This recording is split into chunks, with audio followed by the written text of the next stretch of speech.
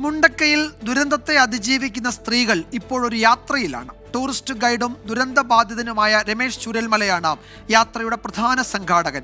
All Kerala tourism അസോസിയേഷനും സഞ്ചാരി Facebook കൂട്ടായ്മയും കൈകോർത്തതോടെയാണ് ഈ യാത്ര യാഥാർത്ഥ്യമായത്.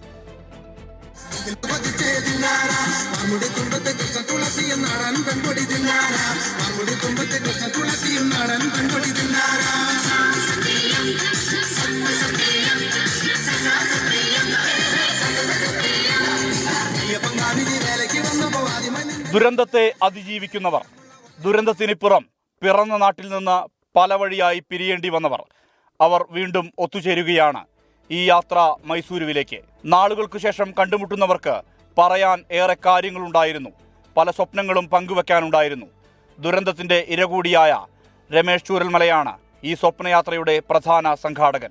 ഉരുൾപൊട്ടുന്നതിന് മുമ്പ് തന്നെ യാത്ര ചെയ്യണം, എല്ലാവരെയും കൂട്ടിപ്പിടിച്ച് ഒരു നല്ലൊരു വിനോദയാത്ര നമ്മൾ പ്രതീക്ഷിച്ചിരുന്നു. പക്ഷേ അൺഫോർച്യുനേറ്റ്ലി നമുക്ക് അതിന് സാധിച്ചില്ല. പക്ഷേ ഈ ഒരു മൊമെന്റ് സന്തോഷം നിറഞ്ഞൊരു നിമിഷമാണ്. കാരണം അസോസിയേഷന്റെ ഭാഗത്തുനിന്നായാലും അതുപോലെ സഞ്ചാരിയുടെ ഭാഗത്തുനിന്നായാലും മികച്ച ഒരു സപ്പോർട്ടാണ് എനിക്ക് കിട്ടിയത്.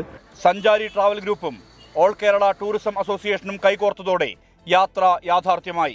2 ദിവസത്തെ മൈസൂരിലേക്ക് യാത്ര, എല്ലാം മൈസൂർ കാഴ്ചകളൊക്കെ കണ്ട് അവരുടെ പഴയ ജീവിതത്തിൽ നിന്നും ഒരു ചെറിയൊരു മാറ്റം, പിന്നെ മുന്നോട്ടുള്ള യാത്രയിൽ ഒരു ഊർജം പകർന്നു നൽകുക എന്നാണ് ഞങ്ങൾ സഞ്ചാരി ഇതുകൊണ്ട് ഉദ്ദേശിക്കുന്നത്. ചൂരൽമലയിലെ ശ്രുതിയും അവന്തികയും ഉൾപ്പെടെ ഈ യാത്രയിലുണ്ട്. ഭയങ്കര സന്തോഷമുണ്ട്. കുറെ കാലങ്ങൾക്ക് ശേഷമല്ലേ എല്ലാവരെയും കാണുന്നത്. പിന്നെ ഒന്നിച്ചുള്ള ഒരു യാത്ര 4 മാസത്തിന് ശേഷമല്ലേ, അപ്പൊ അതിന്റെ ഒരു എക്സൈറ്റ്മെന്റിലായിരിക്കും. കണ്ട് ഒരു സന്തോഷം തോന്നണേ. ഞങ്ങൾ ക്യാമ്പിൽ വെച്ച് കണ്ടതായിരുന്നു.